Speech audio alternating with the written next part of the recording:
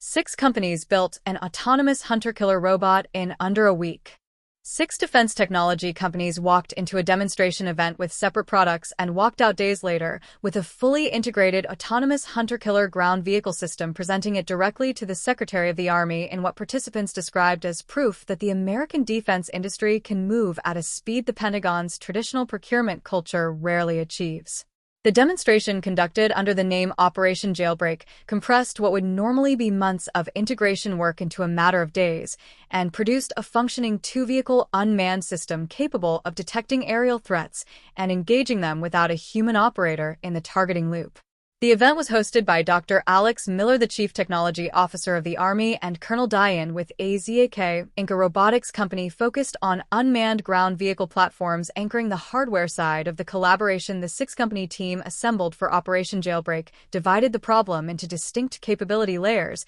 and then integrated them into a single coherent system architecture, with each company contributing the component it knew best rather than attempting to build the entire capability stack from scratch. AZAK provided both unmanned ground vehicle platforms that served as the physical foundation of the system, the 2 vehicles designated the Hunter and the Killer by the team represent AZAK's wheel-centric unmanned ground vehicle design, a platform architecture built around large-diameter wheels that provide mobility across difficult terrain while maintaining a compact overall footprint, and a modular payload interface that allows operators to reconfigure the vehicle for different mission requirements without extensive mechanical modification. HavocAI, a company specializing in autonomous driving software for defense applications, provided the autonomy stack that allowed both vehicles to navigate and operate without a human driver in direct control. Leonardo DRS, the American subsidiary of the Italian-British defense electronics group Leonardo, and one of the most established names in military sensor integration, fitted the first vehicle with its ACHR radar system,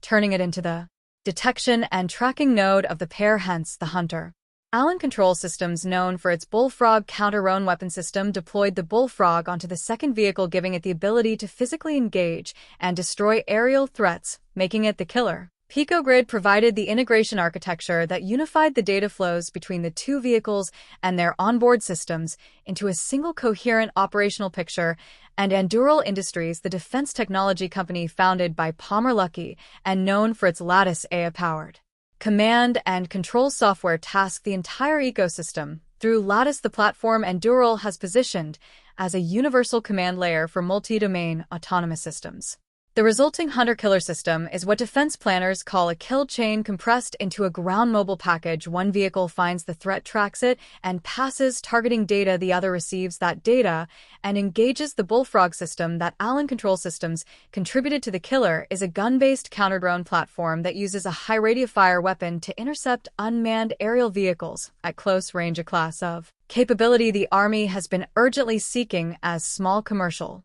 drones have proliferated across virtually every combat environment where American forces might operate, placing Bullfrog on an autonomous ground vehicle that can be repositioned rapidly, directed to a threat location without requiring a human driver, and cued automatically by a partnered radar vehicle, eliminates several of the response time constraints that limit the effectiveness of static or manually operated counter-drone systems. The Lattice integration layer that Anduril provided is worth understanding in the context of what Operation Jailbreak demonstrated. Lattice is designed to receive data from diverse sensor systems, regardless of manufacturer or original design intent, and translate it into actionable targeting information that can be sent to diverse effector systems with equal manufacturer diversity, using Lattice to tie together radar from Leonardo DRS, autonomy software from HavocAI, a counter-drone weapon from Allen Control Systems vehicles from AZAK, and integration architecture from Picogrid, means none of those components needed to be designed for each other in advance. The integration happened at the software layer, not the hardware layer, which is precisely what allowed 6 companies to build a functioning system in less than a week rather than the years that hardware-level integration programs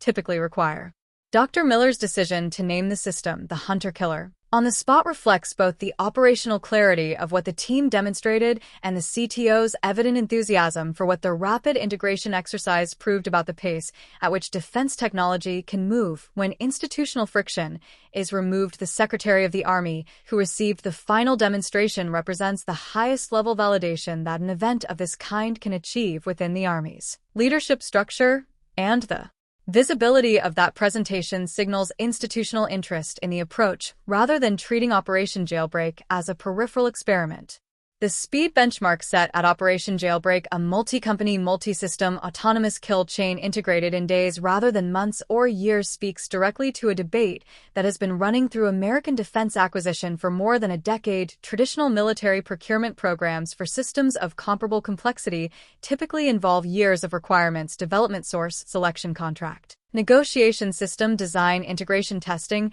and fielding before a capability reaches soldiers. The argument that Operation Jailbreak makes by demonstrating rather than asserting is that modular open architectures, software-defined integration layers, and collaborative industry engagements can compress that timeline dramatically when the institutional structures that slow traditional programs are bypassed. Whether systems assembled at demonstration speed can survive the full weight of military qualification, testing, reliability validation, cybersecurity certification, and supply chain sustainment that fielded systems must endure is a separate question that Operation Jailbreak did not address and was not designed to address. What it addressed was the integration timeline, and on that question it produced an answer that Army leadership chose to witness personally.